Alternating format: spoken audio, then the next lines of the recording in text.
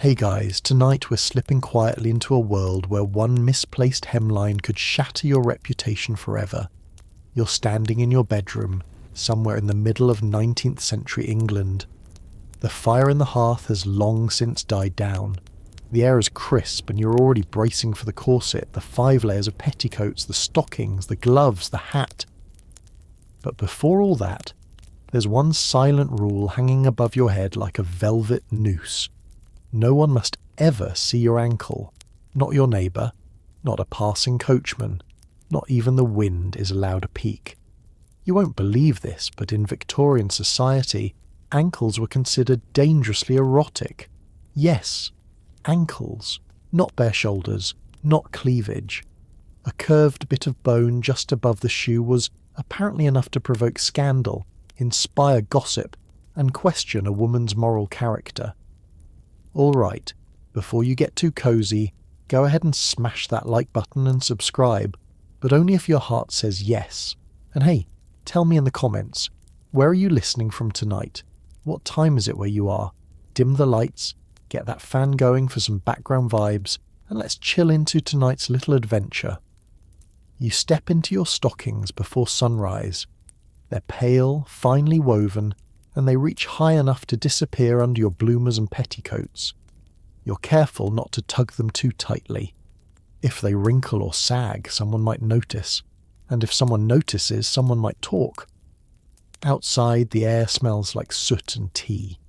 You take a breath and place your foot gingerly into your heeled leather boot. It fastens with 20 buttons down the side. Buttons so tiny you need a special hook to close them. This isn't just fashion, it's armour. Every layer between your skin and the world is protection from judgment. A bare ankle, to Victorian eyes, was like flashing your underclothes. You descend the stairs carefully. One misstep, one flick of your skirt revealing an inch too high, and the housemaid might see. She might whisper it to the cook, who might tell the butcher, and by the end of the week, your vicar might deliver a sermon with your name quietly folded into it. And don't even think about windy days. Gusts of wind are your mortal enemy. You know women who've sewn lead coins into the hems of their skirts just to weigh them down. Others wear ankle-length bloomers with lace-edged decoys that simulate modesty, even if their outer skirt betrays them. Once, at a cousin's garden party, you saw it happen. A girl stepped onto the gravel path, tripped slightly, and the wind betrayed her. Just a glimpse, not even skin, just white stocking. But it was enough. You remember how the conversation paused, how 3 aunts turned their heads like owls. The girl turned red, nearly wept, and spent the rest of the afternoon pretending to feel ill. She wasn't invited back. And here's the kicker. While your ankles must remain hidden, your elbows, for some reason, get a free pass. Evening dresses bare the shoulders and arms, but not the ankles. Apparently Victorians had a very selective idea of what was seductive. So now, every time you walk slowly, controlled. You never climb stairs if someone is behind you. You avoid dancing with overly enthusiastic partners.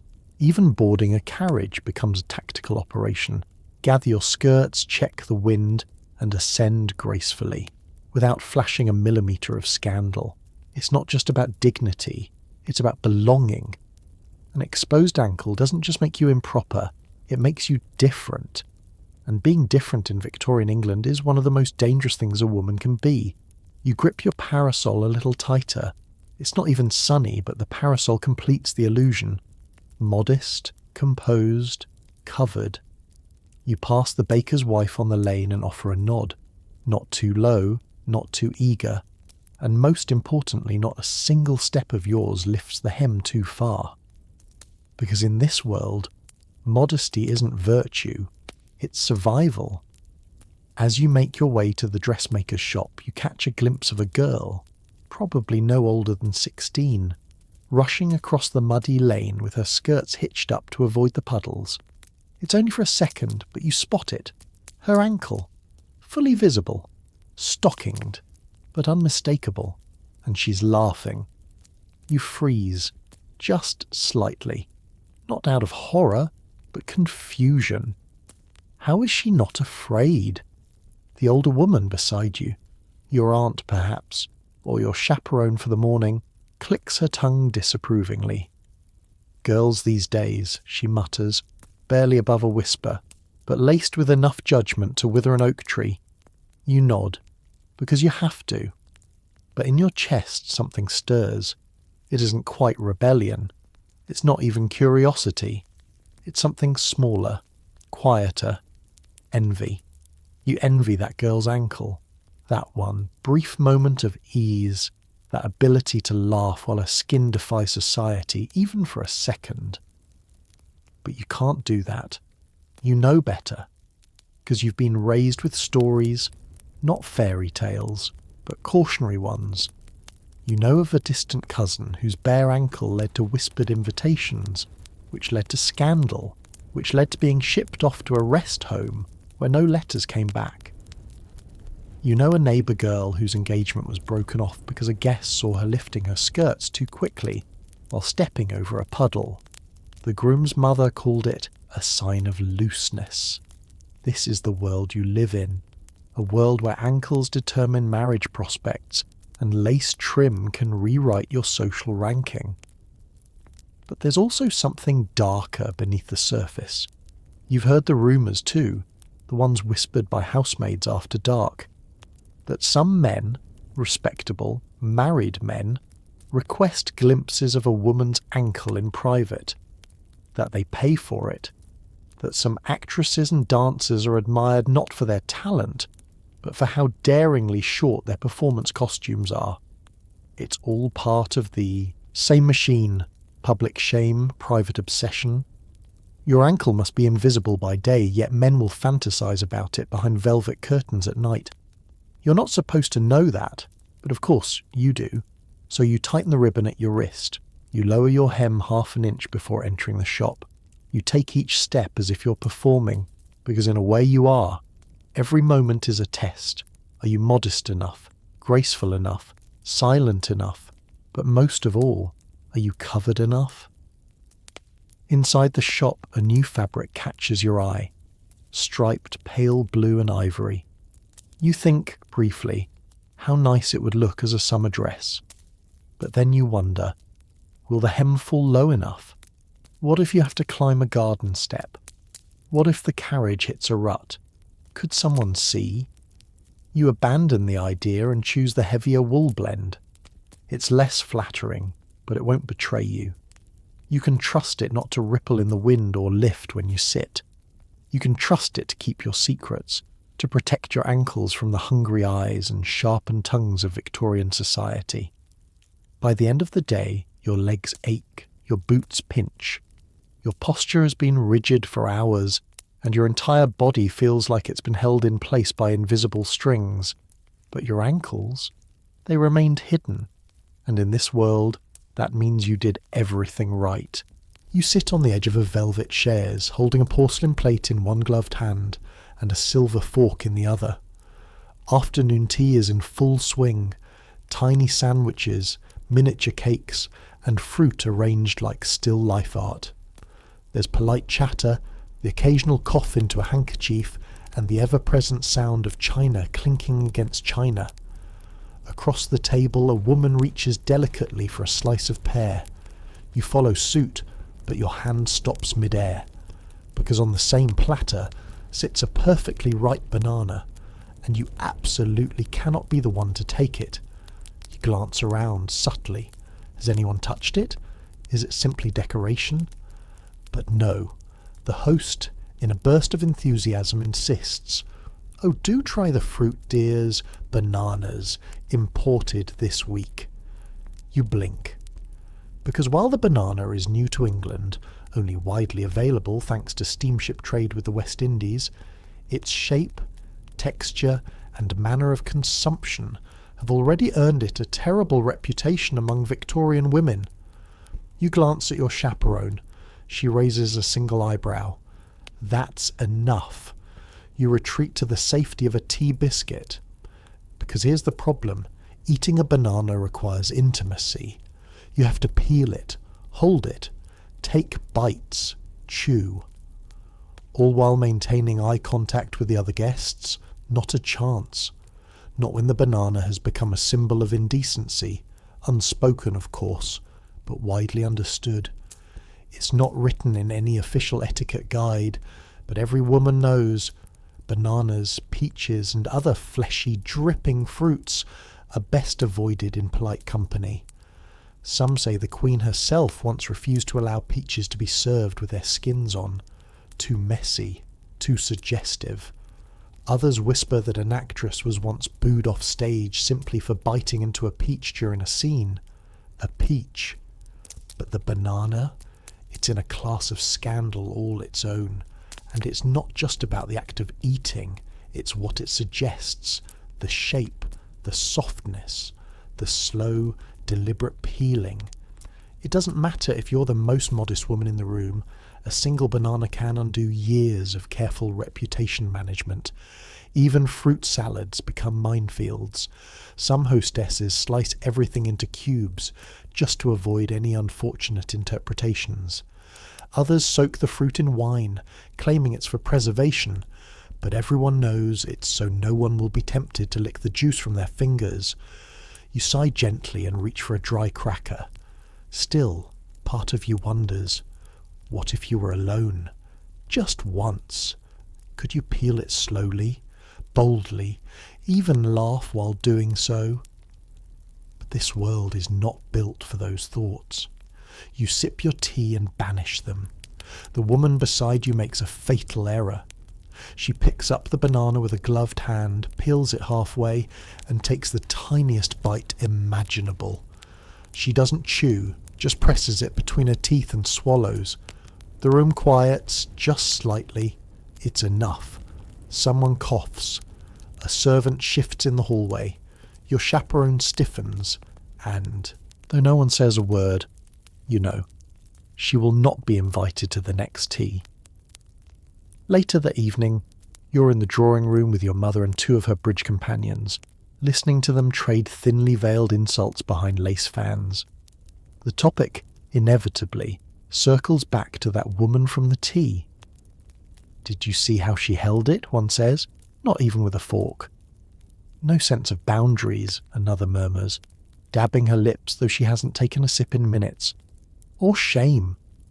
You nod, not because you agree, but because you're expected to. It's the price of silence, of safety. You've learned that in this world, even the texture of fruit can determine your moral worth. Bananas are not simply food, they are symbols, markers, tests, and failing that test even once means risking exile from polite society. And don't think it's just bananas. Peaches, mangoes, even figs, each has its own whispered associations. Some say that a well-bred woman should only eat fruit that can be cut into neat cubes and lifted with a fork, never anything requiring licking, peeling, or biting with visible effort. The rules are not written, but they are memorized through social observation, like learning the steps of a dangerous dance. One girl, Margaret from Kensington, you think, was once seen biting into a nectarine on a garden bench. The juice ran down her wrist. She licked it instinctively. 1 week later, she was engaged to a widower twice her age, and quietly removed from every luncheon list you'd ever seen her on. Coincidence? Perhaps. Or perhaps someone's mother noticed and intervened. Because it's not just about you. It's about your family, your sisters, your eligibility. Your entire household's respectability can be stained by the sight of a bite too bold. Your younger cousin once asked innocently, "What's wrong with bananas?" She was 8. Your aunt looked stricken and told her they're for breakfast. Only, and only at home. That was the end of that. The irony, of course, is that men are exempt. Your brother can eat 3 bananas in a sitting and get praise for his appetite.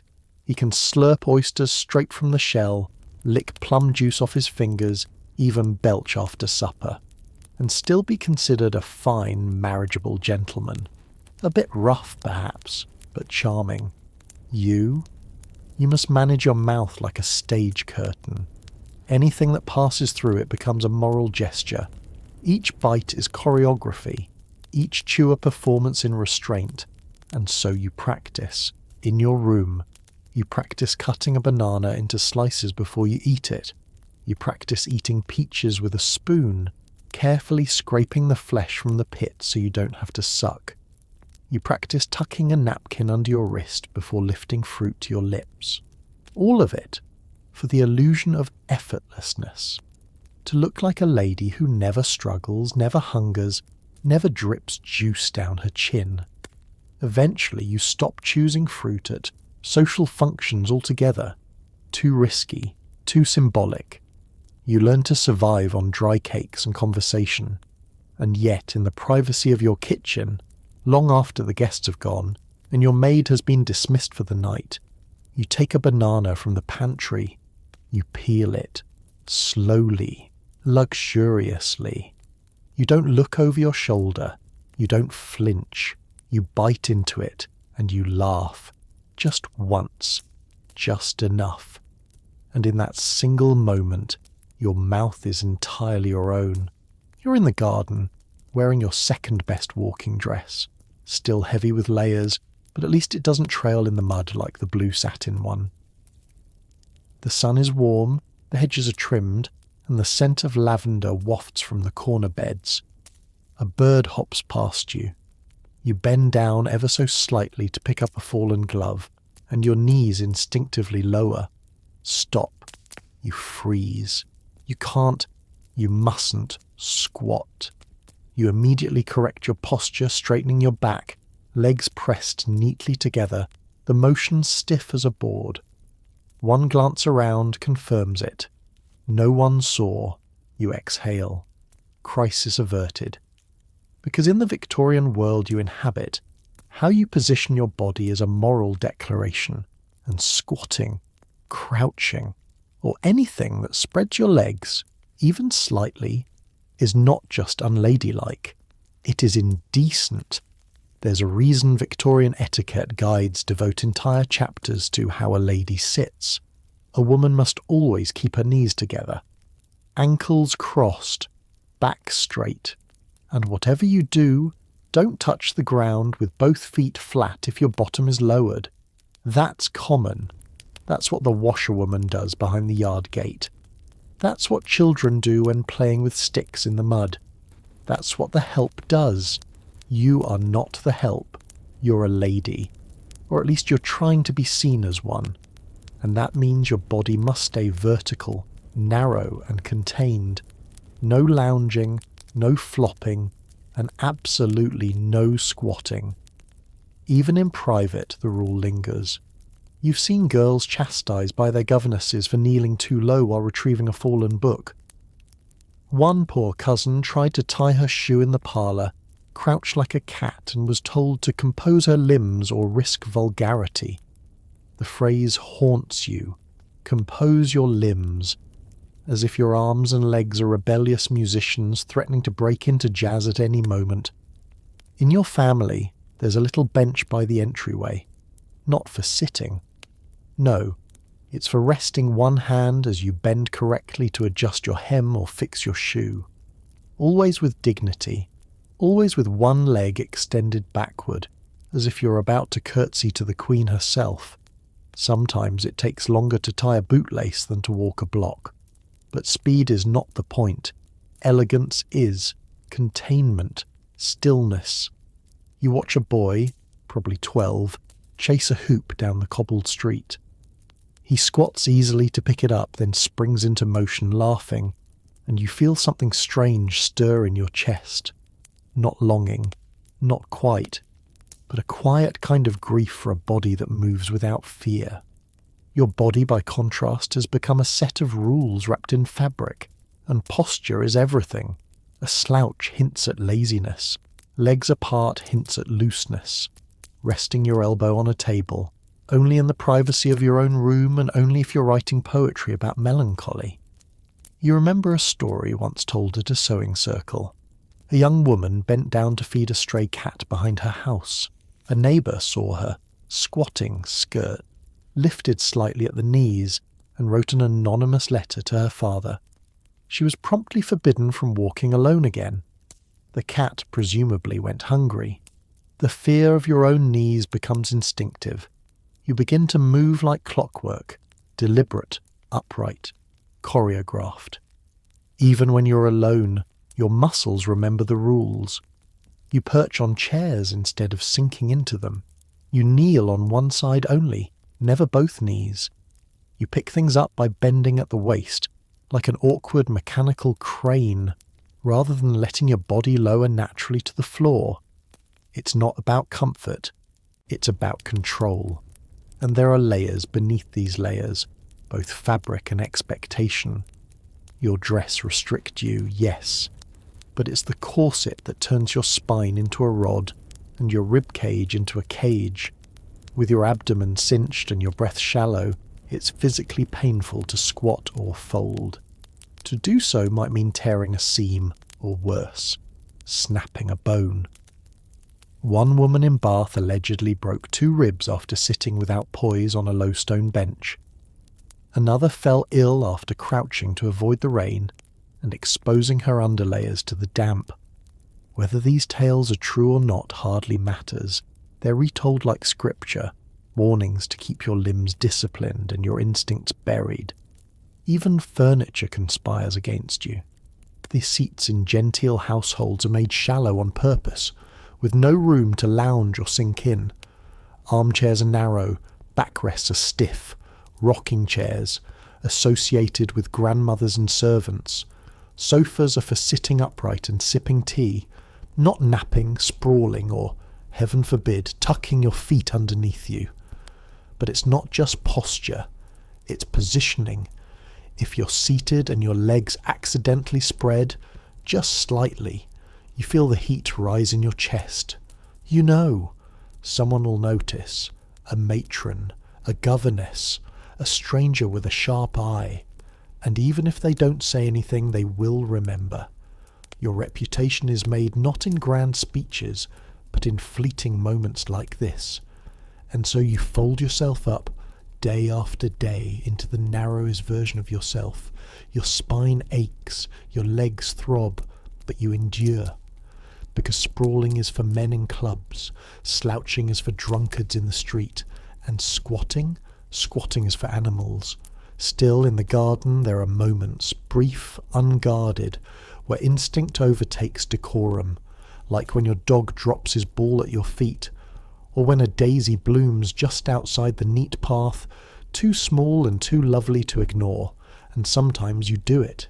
You squat, not fully, not openly, but just enough to reach something on the ground, to feel your heels touch earth, to remember what freedom feels like.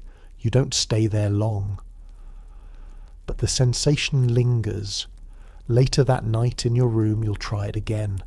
Not out of rebellion, but curiosity. You'll close the door, turn the key, and lower yourself slowly, watching your knees bend, your skirt fan out around. Your body assume a posture not permitted in parlours. You'll feel strange, exposed, powerful, and just before you rise again you'll smile, because for one short moment you occupied space the way your body was meant to. It's a dinner party at your cousin's house. White linen tablecloths, silver candlesticks, polished forks lined like soldiers. You sit at the long table between your aunt and a man you are hastily introduced to as Mr. Levington of Nottingham. His sideburns gleam with pomade, and his waistcoat is too tight for comfort, but that isn't your concern tonight. Your concern is the chicken. More precisely, what to call its lower portion. Because as absurd as it sounds, you cannot say leg. Not in this house, not in front of men, not in front of anyone, really. The word leg is too suggestive, too anatomical, too improper.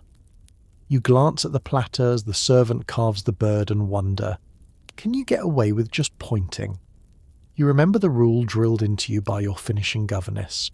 A lady does not refer directly to limbs, under things, or anything that makes the listener imagine her body beneath the dress.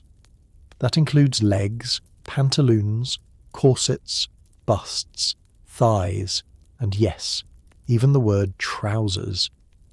Your safest bet tonight is to ask for a bit of the dark meat. That's the coded phrase. If you slip and say leg, it might cause no visible uproar, but you'll feel the tension ripple, a furrowed brow, a sideways glance, a teacup paused mid-air. It happened once to a girl you knew, Agatha. Bright, eager, just a bit too sincere. She was invited to Sunday roast with a judge's family. When offered the choice of cuts, she'd said brightly, "Oh, I do prefer a leg." And that was it. The wife stiffened. The son choked on his cider. Agatha was never invited again. You were too young to understand why then. Now, you know, the word painted a picture of her legs, possibly bare, possibly parted. And once that image enters a gentleman's mind, it cannot be erased. Which is why, even now, as you sip your soup, your vocabulary is tightly laced, just like your corset. You do not speak of legs. You do not acknowledge their existence, even in yourself. If you trip, you've lost balance. If your stockings tear, they are damaged below. If your petticoat rides up, you adjust your skirts. This code extends beyond speech. It bleeds into how you walk, how you sit, how you even think about your own body.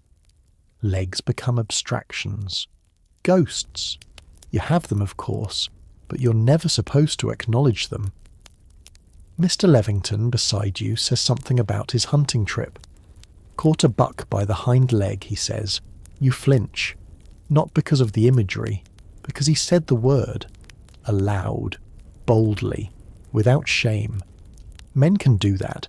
They can say leg, thigh, pants, even drawers, and it's considered rugged, earthy, masculine. You ask for the lower portion, or simply say, whatever you recommend. That's the game, and you play it well. But it wears on you, this constant substitution of language, this dance of euphemisms. It's like walking through life on tiptoe, your own vocabulary a minefield of meaning. One wrong word and you're not a lady anymore, you're an invitation. After dinner, you retreat to the parlour with the other women while the men linger behind, already lighting cigars and launching into politics. The ladies gather around the tea tray. Conversation turns to lace prices, then to someone's daughter's upcoming debut, and finally, as if pulled by magnetic force, to the evening's near miss. Did you hear her? Of course they did. She almost said it, one whispers, lips barely moving. She reached for the chicken and then caught herself. Smart girl, says another.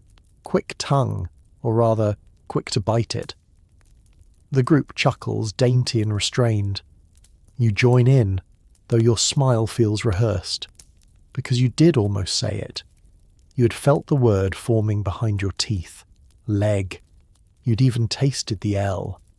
But you swallowed it down just in time and offered instead the part just above the wing.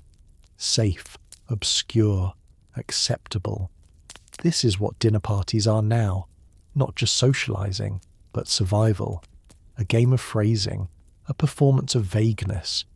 Even as you sit with other women, even in spaces without men, the rules still hold. You think of your maid, Anna.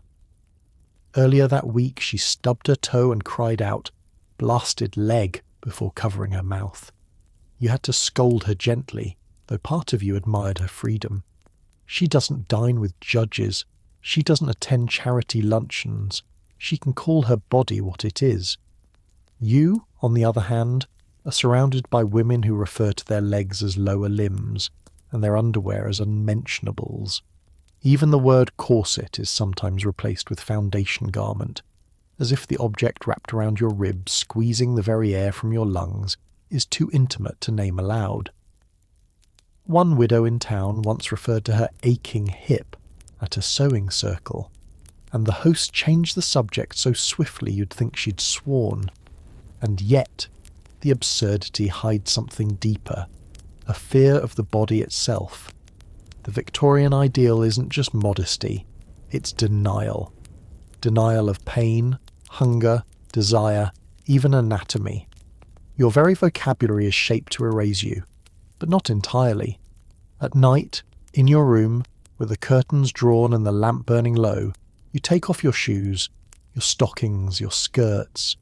You sit quietly on the floor, stretch your legs out in front of you and look at them. Not lower limbs, not the area below. Legs. You flex your feet. You feel the ache in your calves from standing all day. You run your hands down the muscles and whisper the word just once, just for yourself. Leg. It's such a simple thing. A word used 1,000 times a day by everyone else. Men, boys, maids, even animals have legs. But for you, it's a reclaimed thing. A quiet protest. You lie back on your rug, legs sprawled, untucked, unhidden, and let the silence hold you. Not proper, not poetic, just real. And somehow, that feels far more dignified. It starts with a glance. A man passes you on the street, a stranger in a tall hat, eyes as sharp as his collar starch. Your gaze lifts by accident, just for a moment. You meet his eyes, and just like that, you've made a statement. Not a hello, not a smile, not a word, just eye contact. But in the world you live in, that is enough. Because in Victorian society, a woman's gaze is not neutral, it's charged. Every flicker of eye contact is either a challenge, a flirtation, or a mistake. And the rules are clear. Respectable women look down. You lower your eyes immediately, cheeks flushing with the kind of shame usually reserved for actual sins. But it's too late. He saw it. You know he did. And what he chooses to make of it, that's now out of your hands. This is the lesson drilled into you since girlhood. Modesty begins with the eyes. Do not stare. Do not linger. Do not invite. Look past men, not at them. A demure woman keeps her gaze soft, sideways, or safely lowered. Even if a man speaks directly to you, your eyes should flutter like wings, dip in politely, never locking in for too long. Long eye contact? That's what actresses do. Or worse, actresses who aren't on stage. You remember what happened at Mrs. Dunworthy's musical last spring? One of the guests, a merchant's daughter with bold eyebrows and a tendency to speak before thinking, laughed at something a young man said, and held his gaze a second too long. Just a second. But it rippled through the room like spilled perfume. By the end of the night, someone whispered that she was forward. By the next week, loose. By the next month, she was no longer invited anywhere at all, because a glance, just one, can be read like a page of scandal. And that's what makes it so maddening. Men may leer, they may wink, they may scan you like catalogue items and suffer no consequence. But you must master the art of invisibility without blindness. You must see everything while pretending to see nothing. It's not easy. At church, you sit 2 pews behind a man who adjusts his collar every 5 minutes. You notice, of course you do, but you do not look directly, not even when he turns to glance at you. Your gaze remains on the hymn book, the floor, the window, anywhere else. It becomes a skill, like needlework or dancing. You learn to recognize someone's approach by the rhythm of their steps. You know a man's mood by the tilt of his hat. You hear the inflection of their interest in how they say your name, but you do not meet their eyes, because your eyes are not your own. They are interpreted, filtered through the rules of the room, the assumptions of others, and the heavy fog of Victorian propriety. And worst of all, if something happens, if a man misreads your gaze, acts on it, or tells a story, the blame lands squarely on your shoulders. Because why were you looking at him like that? At home, even your mirror reminds you to behave. Your mother once told you that a lady should practice her expressions alone just as she would her piano scales, not to become vain, heaven forbid, but to ensure her face betrays nothing. A raised eyebrow can imply sass. A parted mouth suggests longing, and the eyes? They're the most dangerous of all. So you rehearse them in silence. The soft glance, the modest blink, the lowered lids, the kind that say, "I see you," but only as far as politeness allows. Never bold, never open. And if you're lucky, no one will ever accuse your eyes of saying something your mouth did not. Still, your eyes betray you. When a man speaks nonsense in the drawing room, you want to roll them. You don't. When a cousin makes a cruel joke and expects your laughter, you want to narrow them. You don't. When the minister's son stares at you too long at the harvest ball, you want to glare. Instead, you blink once and look away. This self-editing becomes constant, exhausting. You carry it with you to every meal, every gathering, every walk along the garden path. Because being seen seeing is just as dangerous as being seen touched. You've heard the stories. One girl in Derbyshire supposedly smiled at a man on a train platform and met his eyes too long. He followed her for weeks, insisting it was a sign of affection. Her family had to relocate, not because she had done anything, but because she had looked. And then there are the letters, the awkward, unwanted letters. "I saw you at the haberdashery," one man once wrote to your cousin, "and your eyes said more than your lips could dare." She had never spoken to him, never seen him again, but he believed her eyes had promised something they hadn't. But in this world, a man's interpretation becomes your reputation, and that reputation, fragile as spun sugar, is yours to protect with every blink. You grow into the habit. By the time you're 20, you've mastered the 1,000-yard stare. Your eyes always rest a fraction below eye level, somewhere near the collarbone. Just enough to be present, but never enough to be read. You even begin to admire the women who play the game well. Those who flutter their lashes with military precision, who can smile with their mouth while their eyes stay neutral, who never ever look a man full in the face unless they intend to ruin him. Because that's the strange power of it. When you do meet a man's eyes, deliberately, unflinchingly, it becomes a weapon, a signal, a dare, so potent that just once in your life you want to try it. And one day, perhaps you will. Maybe on a carriage ride with the window down, or in the hallway when no one else is around. Maybe with a stranger you'll never see again, just to test what your eyes can say when unchained. But not today. Today, your glance stays modest, safe, vanilla, because a proper lady's eyes are not her own. They belong to everyone else. You're sitting at the dinner table again, this time at your uncle's estate, where the cutlery is heavier, the wine darker, and the rules somehow stricter. The table is long enough that you can barely make out what the guests at the far end are saying. Not that it matters. You're not expected to speak. You're expected to listen and smile. Maybe laugh quietly at the right moments. But speak. Not unless you are asked a direct question. And even then, your answer should be short, sweet, and entirely harmless. This isn't your first supper under such conditions. You've learned the flow. The men speak first, loudly, comfortably, often with their mouths full.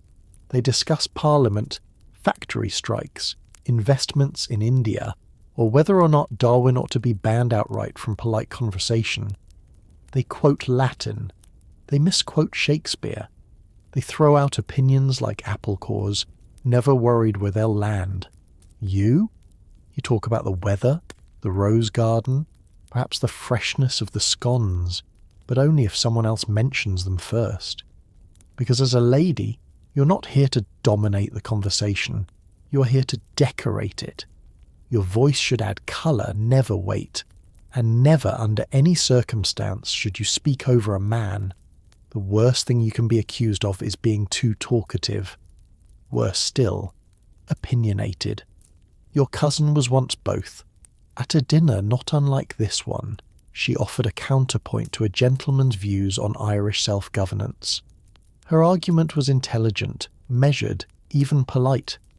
But you remember the moment after, the silence, the way the men blinked, the way her own father cleared his throat and reached for his drink with unnecessary force. Afterwards, her mother whispered to yours, "She really must learn not to speak so firmly." And so you learn.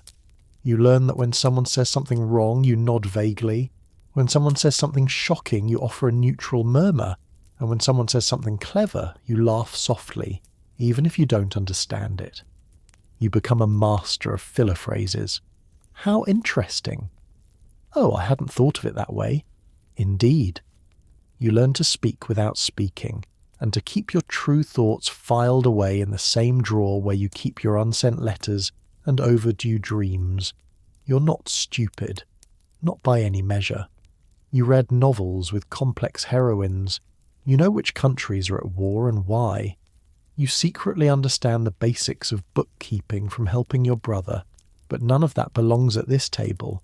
You're too clever for your own good, and clever girls don't get invitations, or husbands. You reach for your glass and take a sip, not too large. A lady never drains her cup. You dab at your lips, not because they need wiping, but because it buys you time. Something in you wants to say something, add a point, make a joke, show that you too are real, but you don't. You let the conversation pass over you like mist, invisible, weightless, because a proper woman's words must be like perfume, faint, pleasant, and never overpowering. As the courses change, fish, then fowl, then puddings layered with cream, you begin to notice how effortlessly the men fill the air. Their words form bridges across the table, while yours are expected to stay folded in your lap like your napkin. At one point, a gentleman speaks with great passion about steamships and their potential to conquer the East. He refers to the colonies as if they were exotic beasts waiting to be tamed. You know, because you've read, that the subject is far more complicated. You know names, dates, trade routes. You could ask a sharp question that would make him pause. You could add a single fact that would make him think twice. But your aunt once told you, "Darling, it's not that your ideas aren't interesting. It's that men don't come here for debate. They come to be admired." So you admire, or at least you pretend to. You offer your best nod.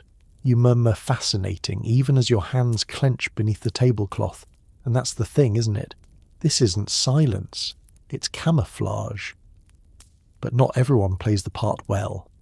There was a girl 2 seasons ago, Clara, daughter of a solicitor. At a formal luncheon, she laughed at a gentleman's incorrect quotation of Aristotle and corrected him. Gently, kindly. She even apologized afterward. But it didn't matter. Word spread. People said she was embarrassing, untrained, ambitious, which in your world is one notch above immoral. She's not invited anymore. Her dance card emptied in less than a month. So you tuck the memory of Clara into your mind like a pressed flower, bright but fading, a warning. Later that night, in the drawing room, the men are still talking. Their voices carry from behind the smoking door, filled with brandy and unchecked opinions. You and the other women sit in a delicate ring near the piano. Someone begins to play softly. Someone else embroiders quietly, stitching roses into the edge of a handkerchief. You glance around and realize something chilling. No one is saying anything. Not really. There's conversation, yes, but it's carefully looped and trimmed, like lace. No sharp edges, no tension, no heat. Just soft things. The weather, the neighbour's new puppy, a dress spotted in a shop window. Nothing that would upset the delicate arrangement of the evening. You wonder what would happen if you stood up and said something real. I disagree. Or, I read something today that moved me. Or even, I have a question. But of course you don't, because to do so would not just be bold, it would be disruptive. It would disturb the fabric everyone's been trained to weave so tightly. And yet, later, in your room, your voice returns. You speak freely, even if only to yourself. You argue with no one.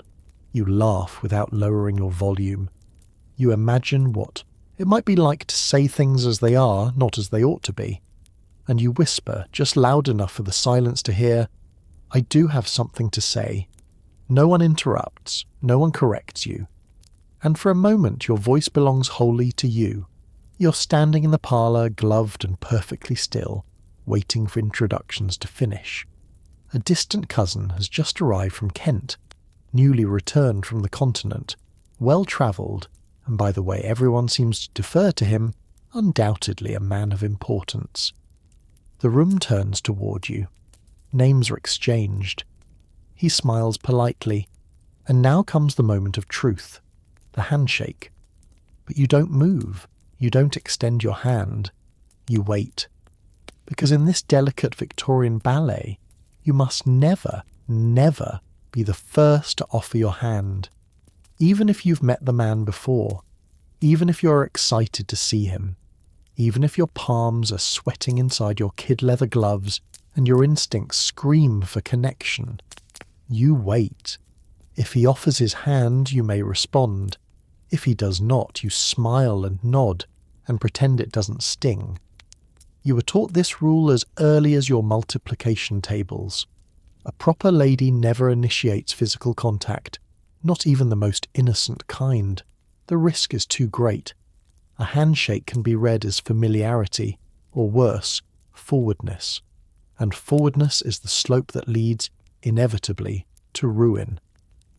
Your brother, meanwhile, can shake hands with anyone, men, women, butchers, beggars, barristers.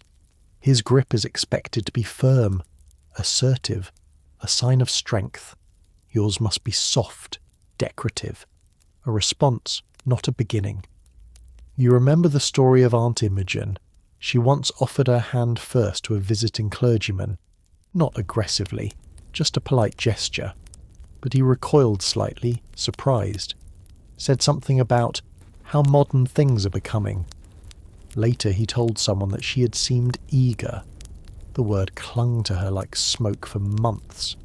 So now, when you're introduced to a man, be he bishop or banker, you keep your hand close to your skirts. If he nods, you curtsy. If he extends his hand, you gently raise yours and let it rest like a feather in his palm. Never squeeze, never linger. The glove in this moment does more than conceal your skin. It acts as a barrier, a message. I am not available, not exposed, not claiming territory. And yet, this one small gesture contains worlds. There are women who know how to manipulate it, who offer just a finger and look away to appear aloof, others who press slightly too long to hint at interest. It's all performance, rehearsed in silence, refined in boarding schools and parlours, judged instantly and without mercy. And if you misstep, if your fingers are too cold, too warm, too bare, too bold, you're not a lady. You're something else entirely. After the handshake moment passes, you feel it in your bones. Relief, like a curtain has dropped. You didn't break the rule. You didn't embarrass your aunt or your mother or the generations of quiet women who came before you. Still it lingers in your thoughts. How strange it is that something so small, the offering of a hand, can carry such weight. You retreat to the side of the room, pretending to study a vase of lilies while the gentlemen talk about train schedules and tariffs.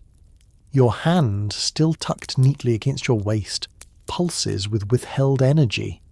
Sometimes you imagine what it would feel like to be the one to reach first, to walk into a room, arm extended, confident and sure, to clasp a hand like it means something, not just politeness, but mutual presence. But Victorian women do not reach. They wait. You remember a particular afternoon, tea at the home of Lady Winthrop, whose house rules were stricter than any chapel. A young woman visiting from America had arrived and, in greeting the host's eldest son, extended her hand. Firmly, confidently. You still recall the way the boy's eyes widened, not unpleasantly, but with such shock that he dropped his monocle into his cup. The room went utterly silent. Later, someone said the girl had probably been raised in commerce. Others muttered about New World manners. She was never invited back. You wonder where she is now. Perhaps happily married to someone who finds directness appealing, or perhaps still shocking drawing room somewhere else, reaching boldly into unshaken spaces. Back in the present, the conversation shifts. A gentleman turns toward you. He nods politely. You nod in return. That is the entire exchange. You'll be praised later for being appropriately reserved. It's not that you dislike handshakes, it's that handshakes belong to men. A handshake implies equality, even the smallest sliver of it. It is, after all, a greeting of equals, a shared grip, a brief union of presence. And you're not equal. Not here. Not yet. Instead, your hands are for receiving gifts, letters, rings. They are meant to be admired, not engaged, softened with rose oil, covered in gloves, resting on embroidered lapcloths. They are meant to be still, but you think, just sometimes, of all the power your hand could hold if allowed. Not in the aggressive crush of a man's shake, but in a quiet offering that means, I am here, I see you, I choose this, maybe one day, in some future world. Perhaps women will walk into rooms and extend their hands first, not out of boldness, but out of the certainty that they're allowed to. Until then, your handshake lives in your pocket, hidden, waiting. You're seated at your writing desk, late afternoon sun slanting through lace curtains. A half-written letter lies before you, paper cream-coloured and crisp, edges uncreased, the faint scent of lavender pressed into the fibres. Your pen hovers above the page, and you hesitate. Not over the words. Those have been rehearsed in your mind all morning. You're hesitating over the ink. You reach for the familiar black bottle. Safe, conservative, expected. But sitting beside it, almost glowing in the light, is something different. Violet ink. A tiny bottle gifted by your cousin, imported from Paris. It smells faintly of violets and rebellion. You want to use it, desperately. You imagine how the loops of your handwriting would bloom in that lovely purple hue, how it would make your letter stand out, charming, expressive, modern. But you don't. Because in Victorian society, a lady's correspondence is judged not only by her grammar and penmanship, but by her aesthetic restraint. And violet ink? Too romantic, too frivolous, too loud. The acceptable colours are few. Black for business and decorum. Brown sometimes for personal notes among family. Blue is a stretch. Red is strictly for correction, if used at all. Anything scented, glittered, or coloured, well, that's a different story entirely. A letter written in violet ink might be charming in a French salon, but here, in English drawing rooms, it borders on scandal. Not because of what you say, but because of how you say it. You recall the story of Miss Jane Tilling from Exeter. She wrote her fiancé weekly letters while he was stationed in Calcutta. But one arrived written in green ink, a bold, swirling script on thick lilac paper. His mother opened it first. The engagement was broken off within a month. No one ever said why. They didn't need to. The stationery spoke louder than the words inside. Your own mother once burned a note sent by a woman who used pink-tinged parchment and a violet seal. "Smells like desperation," she said, tossing it into the fire with a flick of lace and disdain. So you dip your pen into the black. The ink clings to the nib like obedience. You write carefully, slowly. The tone must be light but not silly, affectionate but not forward. You avoid exclamations. You consider and then discard the word dearest. Too familiar. You settle on "my kind regards" and underline nothing. Your handwriting, once expressive and looping in your private journals, is now clipped and legible. It must not suggest a mind too whimsical. It must appear calm, predictable, feminine. Because in Victorian etiquette, a letter is more than a message. It's a reflection of your soul. And your soul, if it hopes to marry well or be taken seriously, must be neatly folded and black-inked, sealed in wax with no trace of violet passion or ungoverned flair. When the letter is finished, you blot it gently. No smudges, no fingerprints. You fold it precisely into thirds, avoiding the crease that might misalign your closing salutation. You select a matching cream envelope, no embossing, no flourishes, just your initials in small gold lettering, barely noticeable. Now comes the seal. Your seal is plain, a small circle with a forget-me-not motif. Blue wax is permissible if subtle. Red wax is risky unless it's for condolences or business. Pink, reserved for women of looser reputations.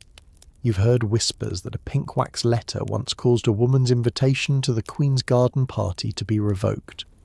No one could prove it was the letter, but no one doubted it either. You press the seal into the wax and wait. You hold the envelope like it's a fragile thing, because it is.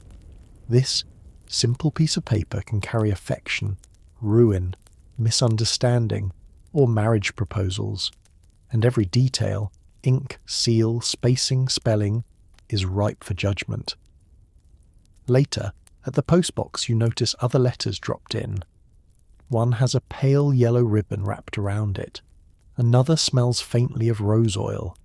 You don't need to see the names. You already know what they'll say about the senders. She's rather bold. She reads French novels, I hear. Doesn't she have any male relatives to guide her? Because Victorian letter writing is not just a domestic task. It is a performance of femininity, carefully composed and tightly edited. It's the one space where you're allowed to speak, but only if you follow the rules. One girl in your circle, Elizabeth with a quick smile and ink-stained fingers, writes in green sometimes. She says it reminds her of moss and spring and ideas. She once wrote to a publisher submitting a poem using green ink on blue paper. The publisher returned it unread with a note, "We do not review eccentric submissions."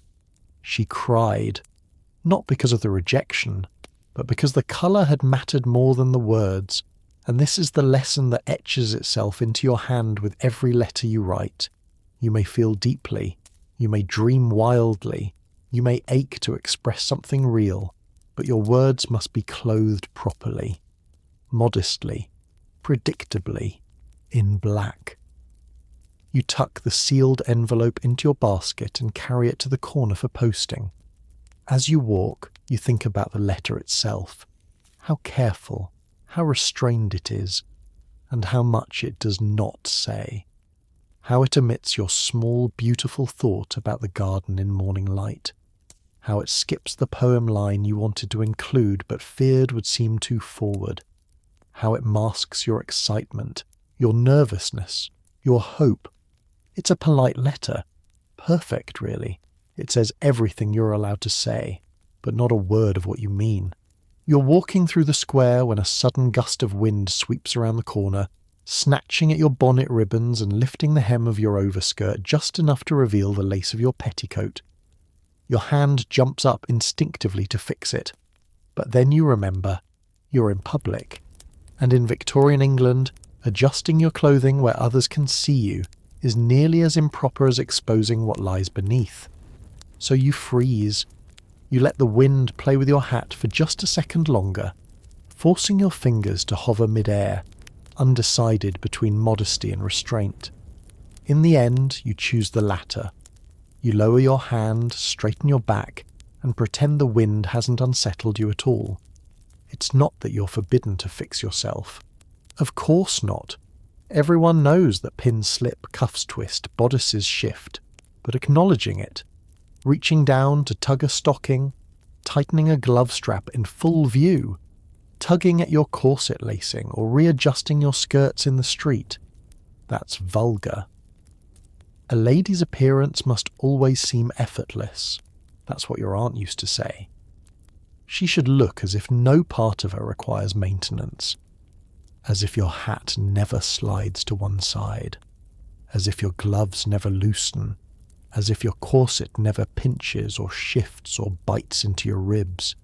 Even discomfort must be worn with grace. You once saw a woman scolded for adjusting the strap of her shoe while seated at a park bench.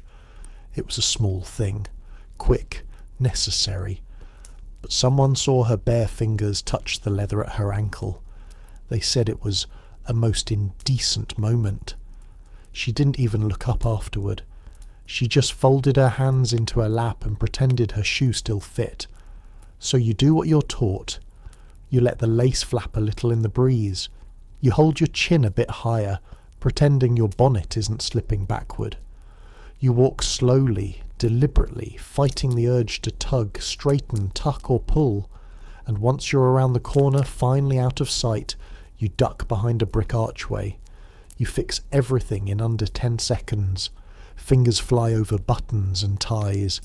You shake out your skirts, adjust your collar, smooth the rebellious bit of hair near your temple. Then you step back into view as if nothing ever needed fixing at all.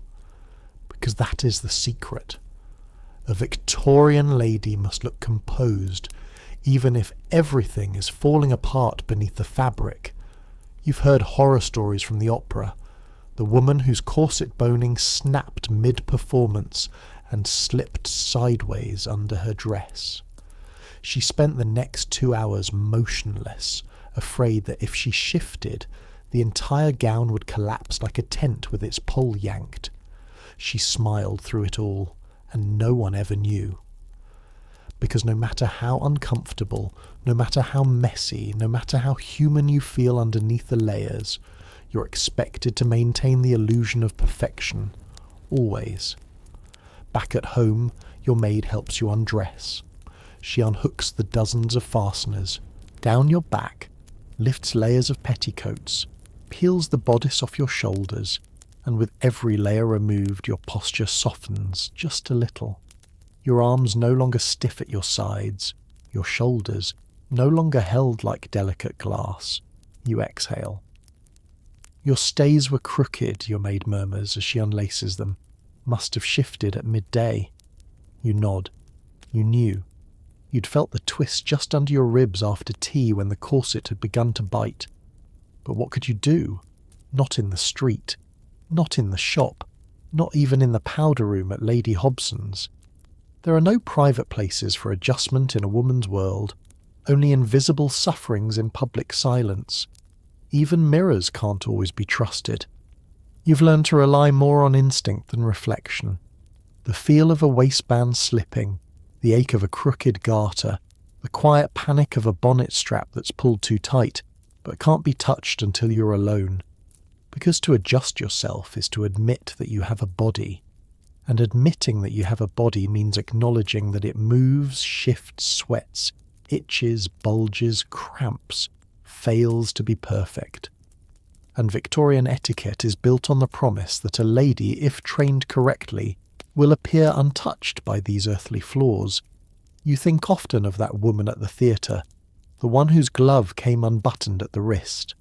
She spent 20 minutes holding her hand rigid, wrist turned just so that the dangling flap of leather didn't betray her.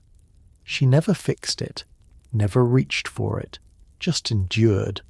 Some called it grace, others called it martyrdom. And you understand both. There's a strange dignity in the discipline, a twisted kind of pride in knowing how to hold everything in place while inside. Your stocking is slipping down your calf and your corset is digging into your side like a jealous twin. But you also wonder, what would happen if you simply adjusted something in plain view? Nothing obscene, just a gentle tug, a pinch at the shoulder seam, a quick pat at your hip where the bustle's begun to sag. Would the world really end, or would it gasp first? Would it tilt its head and say, How indecent. Then go home and wonder what else a woman like you dares to do. Because deep down, everyone knows what these rules are really for. To make sure you don't look like you exist. To keep you quiet, still, composed. To ensure you move through life like a painting on a wall, admired, preserved, but never permitted to stretch or yawn or shift your own weight. So tonight, before bed, you stand by the window, you scratch your shoulder, you roll your stocking down and then up again just because you can, and it feels electric. Not because anyone's watching, but because for once, you are. The morning is unusually bright. The street is quiet. The air just cool enough to tug at the edges of your shawl. You've wrapped your bonnet ties in a perfect bow, your gloves buttoned at the wrist. Everything about you is tidy, presentable, modest. And yet, as you step outside your front gate without an escort, you feel it immediately. The shift in the air. It doesn't matter that your destination is only 4 blocks away. It doesn't matter that it's a respectable hour, that you walk with grace, that your shoes are polished. It doesn't even matter that you're not headed anywhere scandalous, just to the dressmakers to pick up a hemmed sleeve. All that matters is this: you are a woman, you are in public, and you are alone. In Victorian society, that combination raises questions. Because walking alone, without your mother, your maid, your brother, or a married friend, is not just inconvenient, it's suspicious. You pass a constable and drop your gaze, not because you're guilty of anything, but because he's already watching you longer than is polite. His eyes trail you like a thread. 2 women with parasols glance your way from across the street. One whispers something to the other. You catch the flicker of a raised eyebrow, then a soft laugh. Your steps slow, not from fear, but from calculation. Every street corner becomes a stage. Every passerby becomes a potential witness, or judge. Because society has long agreed that a lady with nowhere to be, unaccompanied, must have questionable motives. She might be meeting a man. She might be selling something unspoken. She might simply be too bold for her own good. And that last suspicion, it sticks like coal dust. Your governess once told you, a woman's virtue is not only in her behaviour, but in how she is perceived.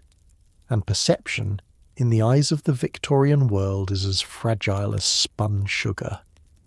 You reach the corner and pause at a row of carriages. A man tips his hat. Polite. Maybe.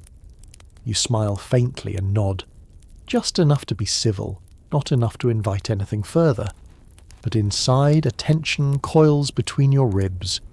You shouldn't be doing this. You shouldn't be here, alone, in full view. If anything happens, anything at all, it will be your fault. Even the streets are built to reinforce this logic. No benches for women to rest alone. No public houses where you may stop without drawing attention. Even shopkeepers sometimes hesitate to serve you without a chaperone present. You've heard of women refused entry or, worse, mistaken for working girls simply because they arrived on foot and without escort. There was that story, wasn't there? The widow who dared walk to the apothecary by herself after sunset. A man followed her home, told his friends. Within the week, no one respectable would call on her again. She moved away before the season ended. She only wanted to buy throat lozenges. You reach the dressmaker's shop and step inside, the doorbell chiming, softly behind you. For a moment you exhale. You've made it. No one said anything. No one followed you. But still, you feel it. That lingering sense that you've done something almost brave, though the action itself, simply walking, shouldn't require bravery at all. The shop girl greets you with a smile, but there's a flicker of surprise in her eyes. "No companion today, miss," you answer with something light. "Only me this time," you say, trying not to sound sheepish. She nods, but the moment stretches thin. Even she, who likely walks alone when running errands, marks your independence as notable. That's the contradiction, isn't it? Working women walk alone all the time. They deliver, fetch, serve. But they're not expected to guard their reputation the way you are. You are a lady, and the higher your station, the tighter the leash. Because for a Victorian woman, virtue doesn't live in her mind, or even in her home. It lives in her visibility. Or more precisely, in her invisibility. You're not supposed to be seen wandering. You're supposed to be guided. And should anything unfortunate befall you on this walk, say, a man speaks to you too familiarly, or you're seen turning down a street with no respectable business, the whispers will begin, and they won't stop. This is why so many women rely on chaperones, older ladies, governesses, even younger siblings pressed into service to serve as human shields. The chaperone isn't just there for safety. She's there to absolve you. If anyone sees you, they see two women, not one. One to do the walking, the other to serve as witness that nothing improper occurred. You've heard of men trailing unaccompanied women not to harm them, but to observe them, to gather just enough for gossip. Who was she meeting? Did she linger at that doorway? Did she look at him too long? And what if you trip? Just imagine. Falling in the street, skirt rumpled, glove muddied, bonnet askew. A man helping you up, a conversation, a touch, and no chaperone to explain. In that one moment you become a story told by others, a rumour that walks faster than you ever could. You pay for your dress alterations and prepare to leave, but hesitate. Going home the same way feels vulnerable. You consider taking a different street, less travelled, less visible. But then you think of the stories. A woman seen cutting through the alley near the bakery. A woman spotted behind the church gardens. A woman heard laughing with a man near the coachyard. Each one punished, not with arrest, but with absence. Invitations stop. Letters go unanswered. You become that girl without anyone saying exactly what you did. So you take the long way home, through the busiest streets, past familiar windows. You walk with your spine tall, your expression neutral, your pace slow and ladylike, not too fast, not too purposeful. You must look as though you're not trying to be alone. And when you reach your gate and step, inside, unseen by anyone, only then do you breathe freely. You walked 4 blocks, alone, and no one can take that away from you. But tomorrow, you'll bring your sister, just in case. You're late. Not terribly so, just enough that your stomach tightens with urgency. The dressmaker closes at noon.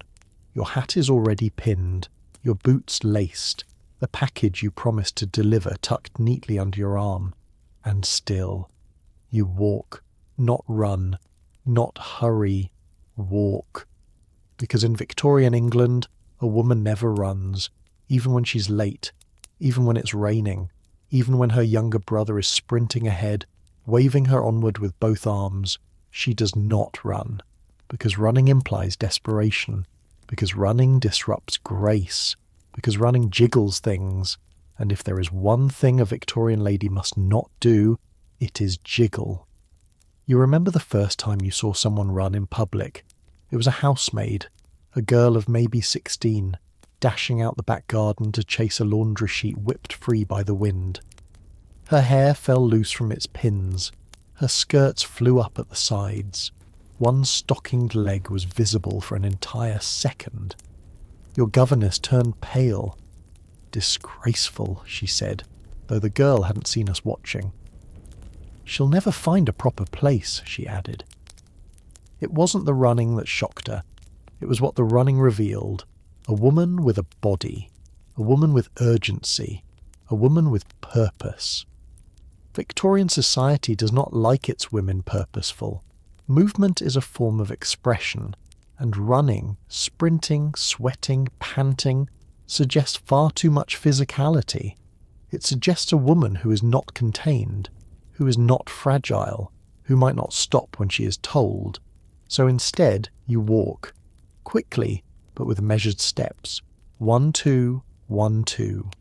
Heels clicking politely against the cobblestones. You feel the pressure of time nipping at your heels, but you resist. Because running would be worse than being late. Even your clothing conspires against it. Your boots are narrow at the toe. Your skirts are layered, heavy, hemmed to trip you if you move too freely. And your corset, tight as it is, makes deep breathing nearly impossible.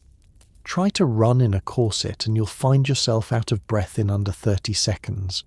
Try to sprint and you might faint. Which is ironic, because fainting in public, so long as you do it delicately, is far more acceptable than running. You pass a group of schoolboys kicking a ball between them. One darts across your path laughing. His knees are bare, his face red with exertion. No one stops him. No one scolds. They are boys. They are meant to move. You are not. Your movement must be decorative, not functional. You may glide. You may promenade. You may, at most, bustle, but never bolt.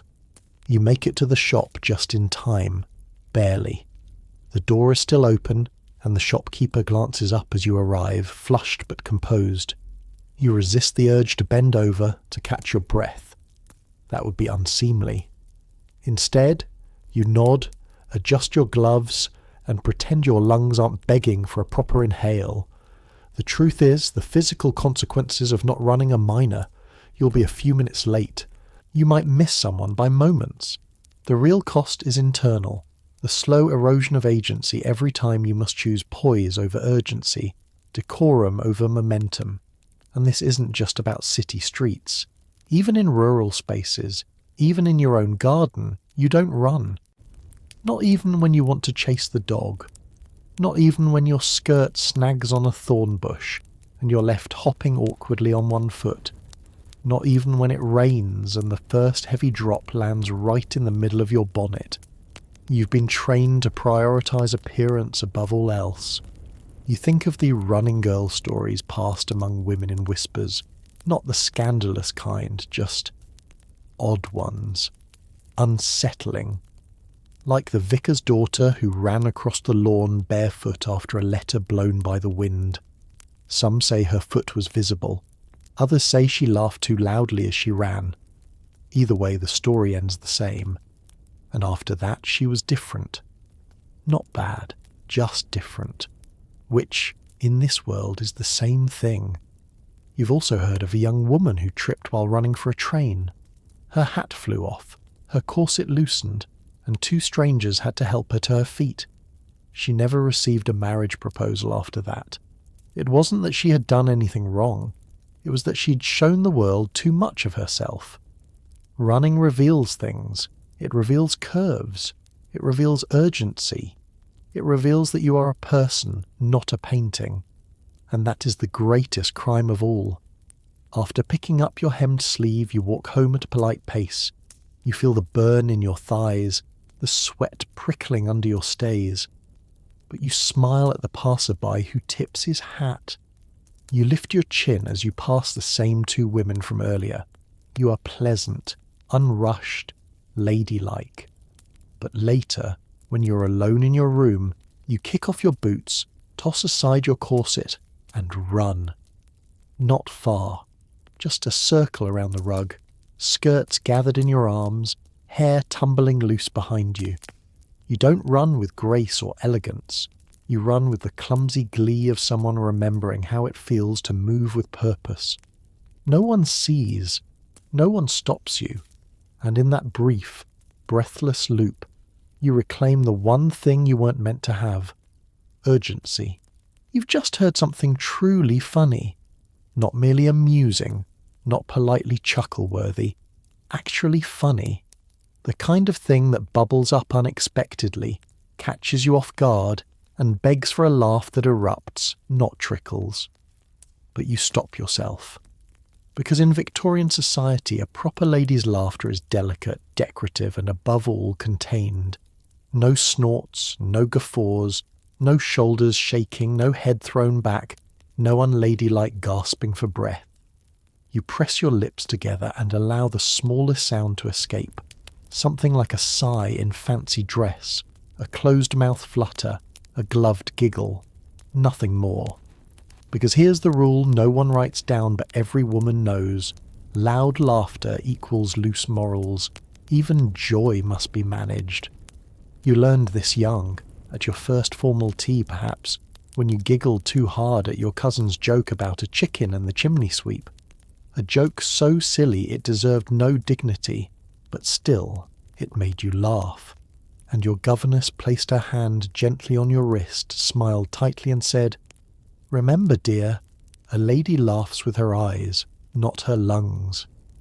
You never forgot that. Since then you've watched yourself carefully. You've studied how the other women do it, how they cover their mouths with lace-trimmed handkerchiefs, how they tilt their heads and murmur, "Oh, how droll," instead of actually laughing. How even humour must be filtered through the lens of control. You've seen what happens when a woman forgets. At a garden party last year, the vicar told a terrible joke about a cow and a bishop. It wasn't funny, and that was precisely why everyone laughed the polite amount, then stopped, except for Miss Hargreaves. She laughed too long, too hard. She threw her head back and actually clapped her hands, and just like that the air changed. Someone coughed. A man muttered, "Goodness." Her laugh rang out alone, echoing awkwardly against the trimmed hedges. She blushed. She stopped. She wasn't invited back, because a woman's laughter, if too loud, becomes dangerous. It suggests boldness, confidence, worse, independence. A woman who laughs freely might also speak freely, move freely, even think freely. And Victorian society has no comfortable place for such a woman. It's not just about volume, it's about tone. A proper laugh should not draw attention to itself. It should not suggest that you find something too funny, or that you're too familiar with the person who said it. You learn to modulate, to flatten your delight. At parties, you practice what you call the social chuckle. A soft paired with a slight incline of the head. It says, "I heard the joke, I understood it, I approve of its existence," but it never gives away how funny you actually thought it was. You have pages of unwritten rules filed in your brain. If a gentleman makes the joke, laugh, but briefly.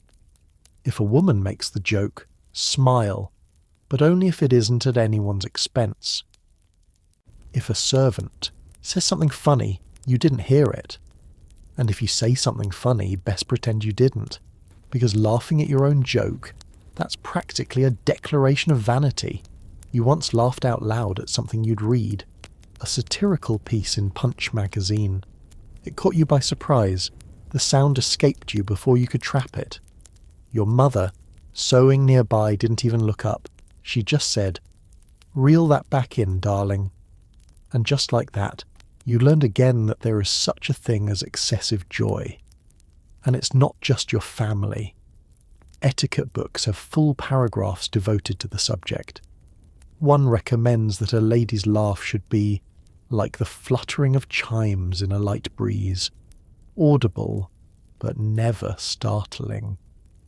Another insists that any woman who laughs with her mouth wide open is unfit for respectable company. You begin to notice how often men are allowed the opposite. Their laughter fills drawing rooms, bellows across garden lawns, rattles decanters. A good laugh makes them appear jovial, well-liked. For you, it would make you look vulgar. There's even a term they whisper for women like that. Those who laugh too loudly, too freely. Boisterous. It sounds like a sin. And so, when you feel laughter begin to rise like bubbles in a sealed bottle, you become an expert in turning it into something else. A smile, a hum, a carefully timed cough. But later, when you're alone, truly alone, you remember. You recall a joke. Maybe one your sister made. Maybe something you saw on the street. A gesture. A line. The image of a goose waddling after a constable, perhaps. And you laugh. Really laugh. You clutch your sides, snort without shame, Throw your head back and let it ring through your empty room like a bell set free. It feels absurd and wonderful and slightly rebellious. You laugh until your ribs hurt, until your cheeks flush, until tears blur your vision. Then you lie back against the pillow, sighing. Not because you're tired, but because tomorrow you'll have to laugh quieter again. You're at another dinner, this one smaller, quieter. Just family and a few of your father's acquaintances. The conversation drifts easily from horses to shipping lanes to, inevitably, science. One gentleman, a balding man with spectacles and an air of someone who collects fossils in his waistcoat pocket, mentions the origin of species. You recognise the title immediately. You read it months ago by candlelight, long after the rest of the house had gone to sleep. You remember the thrill of it, the daring suggestion that humans were not divine accidents, but part of something ancient, evolving, astonishingly connected. You'd had to hide the book, of course. Your mother found it once and frowned so deeply you thought her face might stay that way. A troubling thing, she called it, unladylike material. And now, as this man speaks about natural selection, adaptation, evidence, you feel a spark. You want to join. You want to say, I read it too, I found it fascinating, I have questions, I have thoughts. But you don't. Because in Victorian society a well-bred woman must not speak with authority on science, politics, philosophy or theology. And Darwin, that's the dangerous intersection of all four. You're allowed to dabble in poetry, of course, in watercolours, in music that does not stir the soul too violently, but biology, evolution, monkeys, human ancestry, that's not conversation, it's corruption. You sip your wine and listen. The men around the table debate politely. Some scoff, others nod thoughtfully. One quotes Genesis, another raises an eyebrow and mutters something about ape-like features in Parliament. The joke lands awkwardly, but they laugh anyway. Meanwhile, you sit perfectly still, your hands folded in your lap, your thoughts racing. Because you remember the passage about the Galapagos finches, how their beaks had changed depending on the island, how that alone suggested time as a sculptor, not a divine spark. You remember being stunned, not because it was scandalous, but because it was logical, beautiful even. But here, at this table, to say so would be to risk everything. Your father's respect, your place in the room, perhaps even your standing as marriageable. Because a woman with opinions on science, especially one that challenges religious norms, is troubling. She's not charming. She's not agreeable. She becomes that kind of woman, the kind who corrects men, the kind who reads too much, the kind who ends up unmarried and writing letters to editors under a pseudonym. You could join the conversation, but you won't. Because in this world, curiosity must be quiet, especially when it's yours. The man across from you continues, animated now, waving his fork like a conductor. He references geological strata, fossils of extinct beasts, and how the church is struggling to contain the implications. Someone chuckles, another mutters, yes, well, if we're all descended from apes, that explains my cousin. The table laughs politely. You smile because that's your role, but it's a hollow smile. You're not thinking about cousins or monkeys. You're thinking about the way Darwin described nature. Not static, but shifting. Not fixed, but unfolding across centuries. And you wonder, not for the first time, what if everything expected of you is not fixed either? But you don't say it aloud. Because cleverness in a woman is suspicious, and cleverness paired with controversial knowledge is dangerous. You've heard of women who cross that line. Miss Devereux, a friend of your mother's, once offered her opinion on heliocentrism at a dinner party in Bath. She said something about planetary orbits, and the shift from divine perfection to cosmic indifference. She never married, not because she was unpleasant. She was stunningly beautiful, but because, as someone once whispered, she has opinions that sit too close to the bone. Another woman you know, just a year older than you, was caught reading Darwin and writing notes in the margins. Her fiancé called it a lapse in character. He broke off the engagement. She now volunteers at the library and speaks very little. They called her curious, not as a compliment. That's the part that stings. Your mind is alive with questions about science, about truth, about your place in this careful world, but you're allowed none of it. Not allowed, not if you want to be invited again, not if you want to be safe. So you develop strategies. You hide your books behind embroidery kits. You scribble thoughts in coded journals. You read philosophy only when your maid is dusting the back rooms. And when someone brings up science, as they do tonight, you keep your face serene, nod when appropriate, and fold your real thoughts deep within the space between your ribs and your corset. But later, long after the guests have gone and the fire is dimmed, you return to your room, pull that worn copy of The Origin of Species from beneath your pillow, and read. Your lamp glows softly, the air is still, and here, alone, you're allowed to think. You trace a line with your fingertip. Endless forms, most beautiful and most wonderful, have been, and are being, evolved. And you feel something stir in you again. Not scandal, not sin, just possibility. You close the book and whisper the forbidden name into the dark. Darwin. It doesn't sound dangerous here. It sounds like freedom. You spot her across the street. Your cousin, Eliza. She's just stepped out of the milliner's with a bright bundle under one arm and her bonnet tilted at a rakish angle, looking positively radiant in the early afternoon sun. Your first instinct is pure and immediate. You want to wave. You want to call her name, laugh, dash across the street and tell her how horrid Mrs. Langford was at luncheon and how the chicken was so dry it might have been made of paper. But your hand freezes halfway into the air. Your lips part, then shut just as quickly.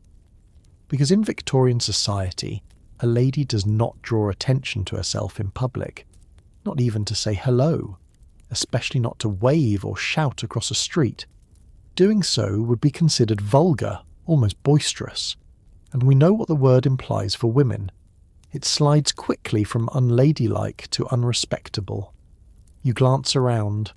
There are men on the pavement, two in top hats discussing shipping contracts, a postman unloading letters from a rattling cart, and a governess guiding two stiff-necked children down the cobbled walk.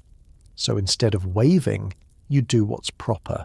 You nod, barely, a faint twitch of the chin, the sort of acknowledgement that could, if necessary, be passed off as simply shifting your bonnet ties. Eliza doesn't see you, and just like that, the moment is gone. This is the rule no one warns you about, but everyone expects you to obey. A woman must never make noise in the street. Her presence must be like perfume, noticeable only when someone is close enough to already be allowed there. As a child, you were warned against shouting in public under any circumstance.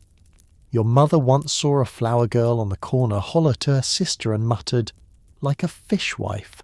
Absolutely scandalous." You had no idea what a fishwife was, but the way she said it made your stomach drop. You learned to walk quietly, to keep your parasol close, not swinging, to ensure your boots didn't click too loudly on the cobblestones. You even learned to breathe more softly if a man passed too close. And as for waving, well, that's a fast road to ruin, isn't it? After all, waving implies enthusiasm, boldness, a lack of self-containment, and above all it implies familiarity, which for a Victorian woman is the most dangerous illusion of all. Of course, there are exceptions. If you're in a private carriage, gliding through Hyde Park during the fashionable hour, and you see a friend from your finishing school, yes, you may lift a gloved hand slightly, perhaps no higher than your shoulder. But the fingers must stay together, the movement slow and dignified. Not a wave, not really. More of a gesture of acknowledgement, like a feather fluttering in a polite breeze. But to raise your hand above your head, to call someone's name in joy, to run toward them, that would be nothing short of social calamity. There's a story that floats around tea rooms like a cautionary hymn. A woman, an actual viscount's daughter no less, was seen waving frantically at a friend across the Royal Arcade. She even called her name, twice. The friend, mortified, pretended not to see her. Onlookers exchanged sharp glances, and by the end of the week, the poor woman had become a ghost. No more dinner invitations, no more seats and carriages. Her crime, too visible, too audible.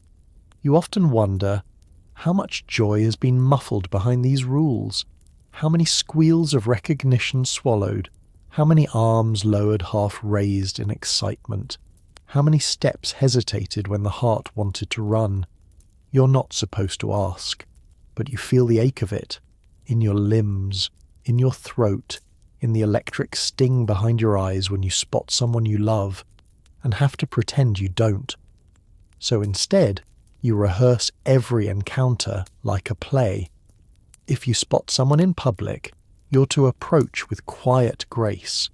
No sudden gestures, no raised voices. Once close enough, you may greet them, but even then, only if they are equal or higher in social rank. You must not be the first to speak if you're unsure. It's all designed to prevent spontaneity. And spontaneous women, they're the ones who don't get invited back. Your brother once asked in jest why you and your friends never called to one another like the boys did. You said, "Because we're not supposed to exist when we're out of the house." He laughed. You didn't. Because deep down there's some truth in that. The Victorian lady is meant to glide, quiet, measured, deliberate. She must never disrupt the rhythm of the street, never call out across a shop, never draw the eye, even if that eye belongs to someone she loves. So you nod, you smile faintly, you move on. And later, when you're home and alone, you write Eliza a letter, not a quick note, a proper one.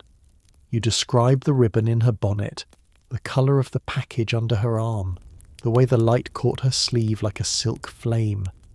And you end it with, "Forgive me for not saying hello. You looked lovely. I wish I could have shouted it." You fold it, seal it, and let the ink say what your voice could not. The parlour is warm from the fire and your hands are beginning to sweat beneath your gloves. They itch slightly at the wrists where the lace meets skin, but you don't dare tug at them. Not yet. There are men in the room. Not just your father and brother, but guests. Gentlemen in dark coats with polished boots and neatly trimmed facial hair. One of them is already watching you over the rim of his teacup. You saw him arrive with Mr. Atwell, the solicitor.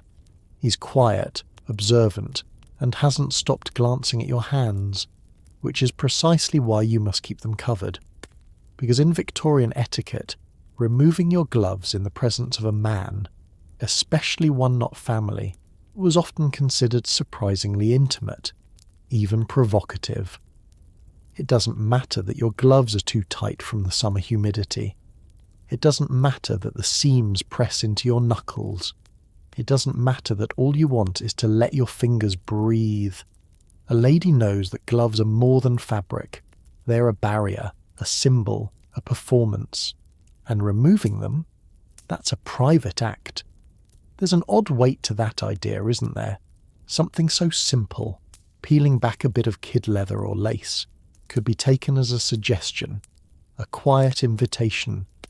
Some women ignore the rule, of course, the bold ones or the American ones. You've heard tales of a widow in New York who unbuttoned her gloves during a dinner party, right in the middle of the soup course. The hostess dropped her spoon. A man coughed so violently he spilled consommé down his waistcoat. You imagine that scene often, not because you long to cause a stir, but because, well, you do sometimes long to be free of layers, of rules. of the endless dance of knowing who is watching you and when and how they are interpreting every movement. But here in England, in this carefully constructed drawing room, you're expected to keep your hands hidden, even though hands tell stories, even though hands are how you sew, write, clean, and comfort, even though the men in this very room are free to show their ink-stained fingers, their calluses, their wedding rings, their imperfections. You stay wrapped, because the ungloved hand might say too much. The deeper secret, of course, is that glove removal wasn't just intimate, it was ritualistic. In some courtships, removing a glove was akin to lifting a veil. It was a slow, deliberate gesture that said, "You may see a piece of me now, just this much." Entire manuals existed describing the correct way to take off a glove. First the buttons, never tug, then finger by finger, each movement fluid and modest, never rushed. And heaven forbid you should bite the tip to get it loose. That apparently belonged to the theatre girls, the ones men whispered about but never married. You've seen paintings of women with one glove removed, the other still on. It's always the right hand, the one you'd use to greet someone, a subtle signal in portraiture that a woman was both approachable and still respectable. A woman in both gloves off? Well, that was for private viewing, for husbands, or artists with their brushes tilted at scandal. Even in daily life the ritual persisted. At afternoon teas, gloves stay on. At dinner, gloves off, but only once seated. At church, gloves on until kneeling. And if you forget any of this, you're not just seen as careless, you're seen as unladylike. Once you were invited to a small concert in a conservatory. You remember the golden light through the greenhouse glass, the violins warming up, the scent of pressed lemon leaves and waxed floors.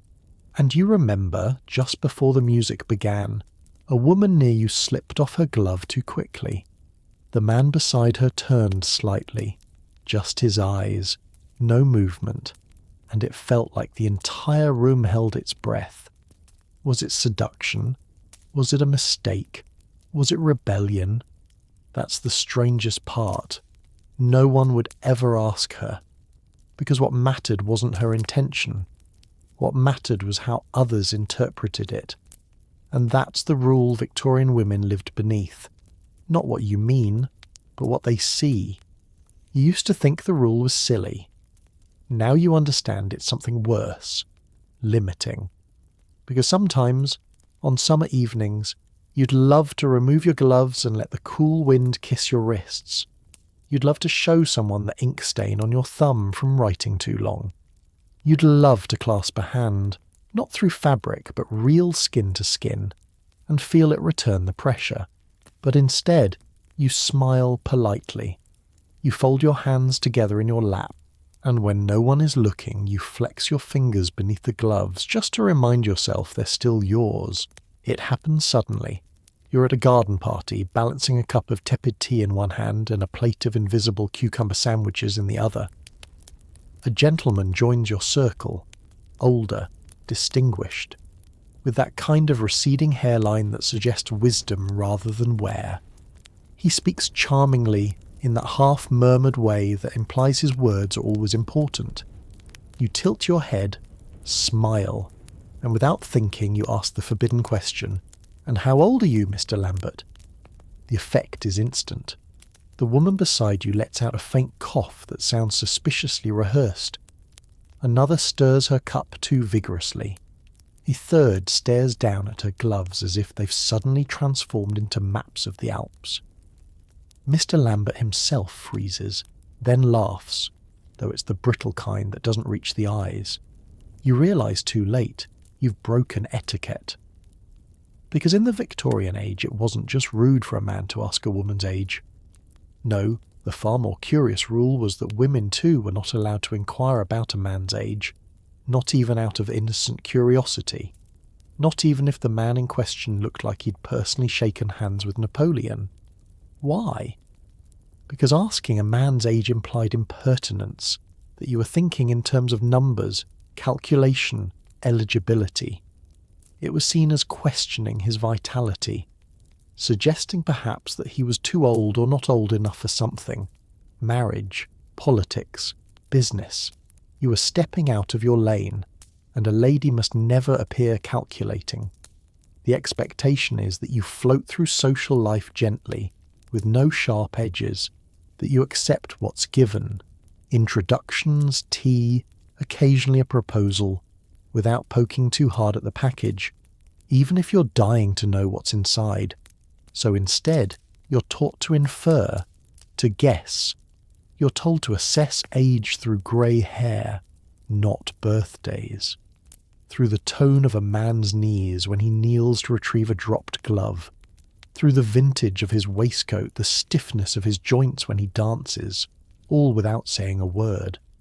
It's particularly strange, you think, that women were expected to answer that question constantly, at every debut, at every ball, in every letter from a matchmaking aunt.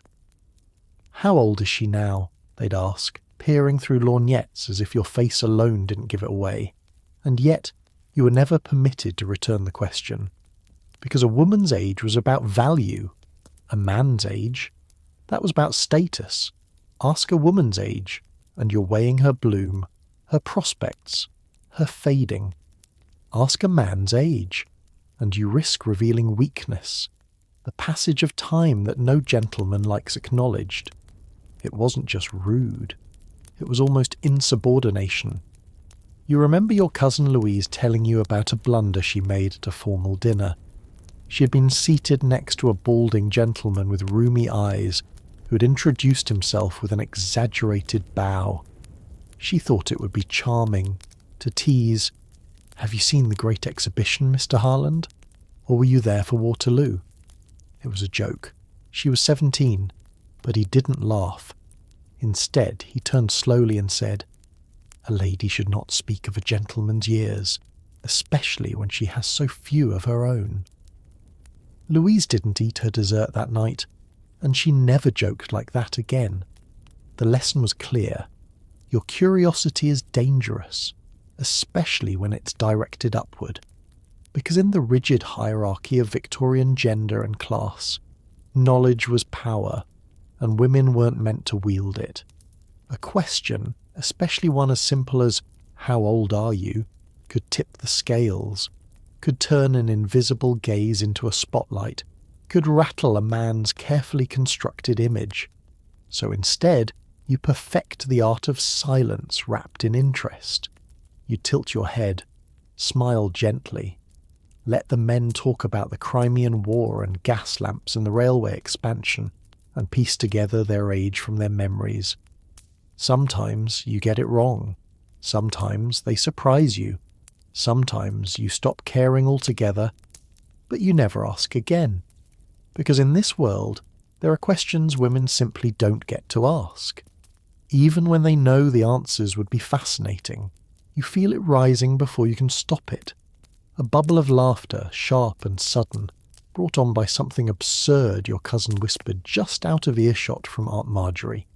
It catches you off guard, and for a moment it escapes. A real, chest-deep laugh, the kind that makes your ribs tremble and your hand clutch the armrest. The parlour goes silent. Only the clock ticks. Somewhere behind you a fan slows, and just like that, your laughter becomes a scene. Because in the refined, chokingly proper world of Victorian etiquette, any public display of strong emotion from a woman, whether joy, rage, grief, or even affection, was considered dangerously close to madness. Hysteria, they'd say. Lack of breeding. Loss of feminine control. Men could pound fists at political dinners or bellow in hunting stories, but you must remain composed, always. To laugh too loudly, to cry in frustration, to raise your voice, even to cheer, could mark you as unstable, or worse, emotional. And emotional was code, not for weakness, but for something even more shameful, instability. So when your shoulders shake with that laugh, you clamp your mouth shut. Your hand flies up too late to cover it. and you feel the room recalibrate. Eyes avert, teacups clink. No one speaks of it, but everyone noticed. You're reminded of poor Eleanor Langley. Her brother died suddenly in a riding accident, and when she sobbed openly at his funeral, clutching his coat to her chest and refusing to let it go, she was sent away. For rest, they said, to a sanatorium by the sea. She was 17. You heard whispers months later. She had fits, emotional ones. They said it all started at the funeral when she didn't maintain proper composure. That story plays in your mind now, even as the laughter fades. Because in this society, grief is acceptable only if it's beautiful. Joy is permitted only if it's quiet. And anger, never. The cruelest part of it is how you must rehearse your feelings in silence before you're allowed to show them in public. Grief must be tidy. Delight must be contained. Excitement should be edited into a single raised eyebrow or a light clap with gloved hands. Even love, that most human of emotions, must be subdued.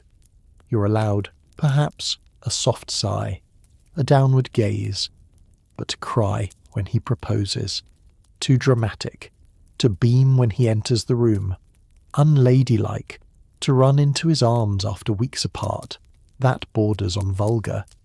You remember reading, in one of the endless conduct books on your mother's shelf, that a true lady is like still water, calm on the surface even if storms churn beneath.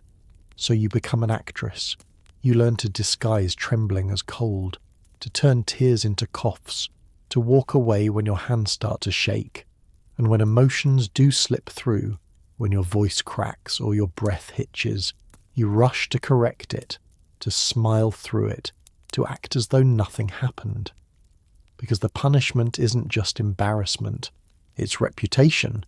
There's even a phrase they whisper at balls when someone causes a scene. She lost her composure. It sounds so gentle, but you know what it really means. She lost control. She became frightening. She stopped being safe to marry. You once saw a woman break down in public, at a lecture, of all places. A scholar had mocked a female scientist, and she, perhaps a student, stood and called out his hypocrisy. Her cheeks flushed. Her voice rose. It only lasted seconds. She was escorted out. The scholar didn't even pause. He sipped water, then carried on. And the girl? No one ever saw her at another lecture again. Because a woman who shows too much passion is considered unnatural, too clever, threatening, too angry, hysterical, too happy, untrustworthy, too sad, dangerous. So now, when someone insults you or praises you, you smile the same small smile. You thank them politely. You wait until you're alone, until you're safe behind a closed door. And then you let the feeling out. A laugh into a pillow, a cry into your gloves, a furious shaking breath. Because in this world, they've confused stillness with sanity and convinced you that being human is somehow impolite. The wind is crisp this morning as you step out into the street, gloved hands tucked neatly around a reticule no larger than a small loaf of bread. Your bonnet shades your eyes from the sun, but even so you spot him, an older gentleman, perhaps someone your family once dined with at Lady Thistlebrook's supper. Your instinct is simple, harmless. You incline your head, just the faintest nod, the gentlest mark of recognition. But then, the man pauses, he tips his hat. He begins walking toward you. Your breath catches, because you've just made a mistake, one so small, so deeply human, and yet so scandalously significant in the etiquette world of Victorian women. You nodded at a man to whom you weren't formally introduced, and in doing so, you sent a signal, not of respect, not of manners, but of invitation. In this world, where every glance can be misinterpreted and every gesture dissected, even a simple nod is loaded. You have, according to unwritten social code, extended a familiarity that has not been earned, and that for a woman is dangerous. because respectable ladies do not seek acknowledgement, they receive it. You nod at a strange man, and suddenly you are no longer the mystery in muslin, the proper shadow behind the fan. You're the girl who looks, the one who speaks, the one who signals availability. You glance around now, acutely aware of how such a moment could spiral. Imagine if someone saw. Your aunt, perhaps, from behind a lace-curtained window, or Mrs. Whipple's daughter, the one who writes letters full of other people's business.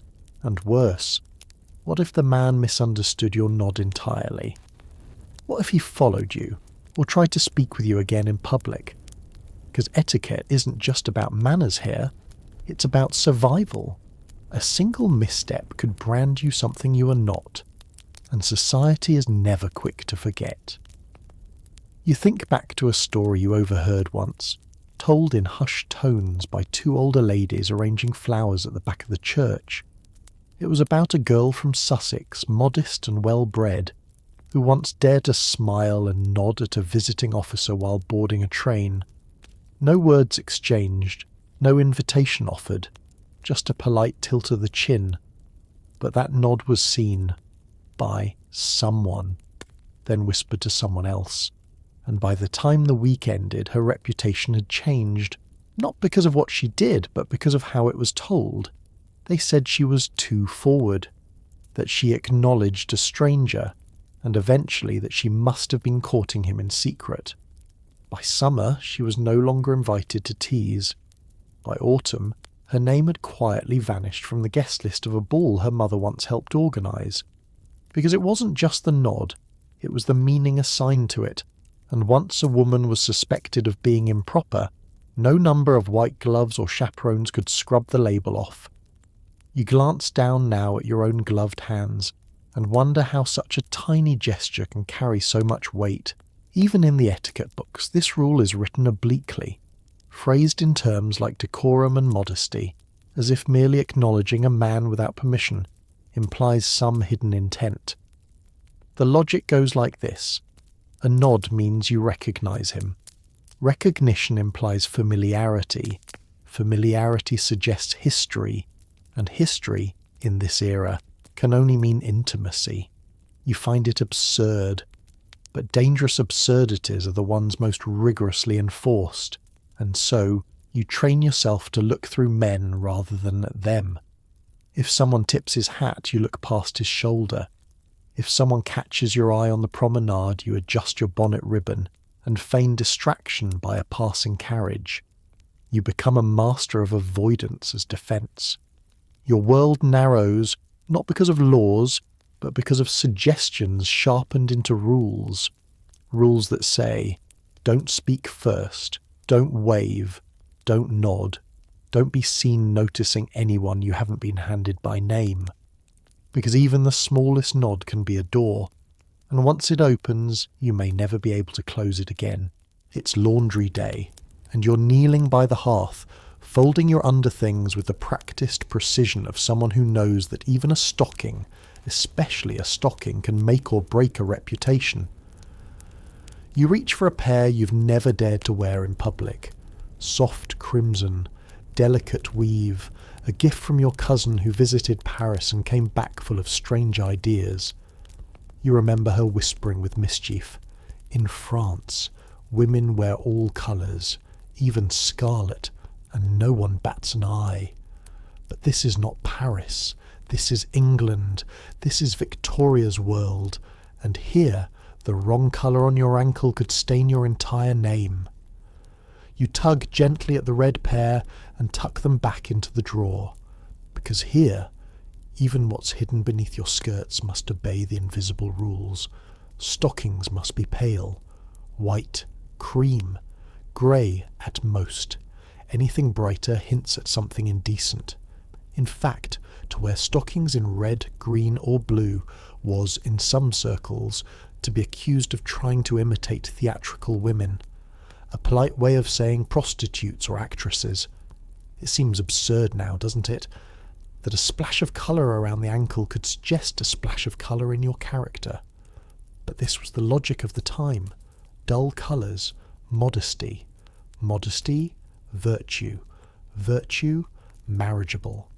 And so, stockings became symbols, a secret code stitched in silk. A woman who wore bright stockings might not be serious. She might be looking to be seen, and in Victorian society, wanting to be seen was one of the worst things you could be accused of. You remember once spotting a girl at the back of the chapel with green stockings peeking beneath her hem. Just for a second. Enough to make the two ladies in front of you nudge each other and purse their lips. No one said her name, but everyone knew it. There's something almost laughable about it. How something hidden, something never meant to be seen, could carry such consequence. But that was the peculiar genius of Victorian etiquette. It governed not only the public eye, but the possibility of being seen. You sit at the edge of your bed now, lifting the hem of your dress just enough to check. Pale grey stockings, safe, boring, invisible, just the way society prefers its women. Because colour, in this context, isn't about beauty. It's about control. A splash of crimson means defiance. A bold pattern means you've forgotten your place. And God forbid they catch sight of lace, decorative lace of all things, on your calves. That borders on seduction. The moral panic around bright stockings was especially directed at younger women, those just entering the marriage market. Because bright meant bold, and bold meant trouble. You remember an old magazine warning mothers to inspect their daughters' laundry baskets for any inappropriate hosiery, as if rebellion began at the ankles.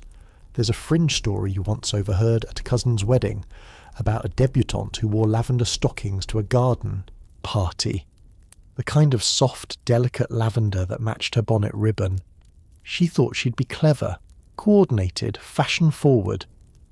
But when she crossed her legs just a little too far, the lavender peeked out, and by the end of the week someone had penned a cruel little rhyme about her that made the rounds in all the drawing rooms. Lavender legs and licorice lips. A girl with colour, a girl who slips. No one said it to her face, but she wasn't invited to the next two dances. So you learn, quietly, carefully.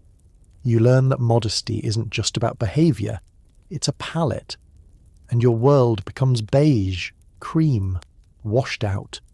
Because the brighter you are, the more you threaten to be noticed. And in this time, being noticed is perilous. The morning sun pours in gently through your lace-curtained window, casting soft shadows over the vanity table. You're nearly ready. Gloves smoothed, shoes buttoned, parasol folded just so. You reach for the final touch, your hat. Not because it's stylish, though it is. Not because it's cold, though it's brisk. But because stepping outside without a hat as a Victorian woman would be like stepping out half-dressed. Even if you're just walking next door to deliver a basket of scones. Even if you're running late for the train. Even if you're simply standing on your own porch for a bit of air. No hat, no dignity. In this world, your hat is not just fashion. It is a symbol of respectability. A line drawn between ladies and others. Without it, you risk being mistaken for someone of ill repute, or worse, someone free. Because a bare head could suggest boldness, rebellion, or even availability. And that last part, it matters. A lot. The unspoken logic. Respectable women shield themselves, their skin with gloves, their eyes with lowered lashes, their thoughts with silence, and their heads with hats. You remember the time your younger cousin Martha dashed out to post a letter, bonnet forgotten in haste. A harmless errand, she thought. But she came back red-faced. A man had tipped his hat at her, stranger, older, too familiar, and asked if she needed company on her walk. The implication was clear. No hat, no escort, no protection, fair game. She cried in her room for an hour, mortified. You check the pins on your own hat now, fastening it with care. Because the rule isn't just social, it's defensive. The Victorian world assumed that a woman without her trappings was a woman without her boundaries, and nothing marked those boundaries quite like a proper hat. Your hat, though decorative, is practically armour. Feathers, velvet, or straw, it doesn't matter. What matters is that it's there, perched on your head like a polite warning sign. This woman belongs somewhere. She's protected. She's proper. You've learned over time that the hat does more than block sun. It shields reputation. Without it, you're not simply exposed to weather, you're exposed to interpretation. In Victorian cities, there were women who walked bareheaded, but they were performers, servants, or street sellers. Their uncovered heads mark them as common. If you dared to join their ranks, even accidentally, you risked losing status in the blink of an eye. There's even a popular ladies' column from 1879 that reminds readers, with cool finality, a lady never allows her head to go uncovered, unless ill in bed or under the blessed veil of prayer. How poetic, and how suffocating. You recall a fringe story told among the maids about a wealthy merchant's daughter who rebelled one spring, determined to walk hatless in protest. "My head is not shameful," she declared. She made it down 2 city blocks before someone mistook her for a theatre girl and propositioned her. She was escorted home by a constable, for her own protection, of course. By evening, her father had ordered 12 new bonnets. The next day, she wore 2, just in case. You look at yourself in the mirror now, hat pinned, posture straight, face unreadable. You smile faintly, because you know the truth. It was never just a hat. It was a contract between you and the world, between propriety and peril. And as you step outside, hat secure, gait measured, gloves tight, you join a million other women marching through history, not with swords or banners, but with petticoats and parasols, silently, elegantly, surviving absurdity with grace. You've made it. The hat is on, the stockings are safe, and your ankles, thank heavens, are still decently hidden beneath layers of crinoline. You can exhale now, because you've survived a day in Victorian womanhood, a day where the tiniest gesture, a smile, a tilt of the head, the colour of a ribbon, was enough to draw whispers, raise eyebrows, or unravel your good name. And yet, through all the absurdity, you kept your posture straight, your gaze lowered, and your hat securely pinned. That's no small feat. It's strange, isn't it? How a society so obsessed with manners could craft rules so thoroughly maddening. But there's something quietly powerful about making it through it all, holding your ground in a world that expected you to shrink. You did what millions of women did before you. You smiled when expected, silenced your wit, walked slowly, nodded never, and never once let them see you trip over your hem. But now, you're in your own bed. No corsets, no gloves, no unspoken rules breathing down your neck. Just you, the hush of night, the soft thrum of a fan maybe, and the warm, cosy knowledge that you made it through the day with every absurd rule still spinning behind you. Close your eyes. Let the rustling skirts fade. Let the velvet gloves slip from your fingers. Let the etiquette books crumble into dust. Tonight you get to rest. And in the morning, no one can stop you from running barefoot through the garden.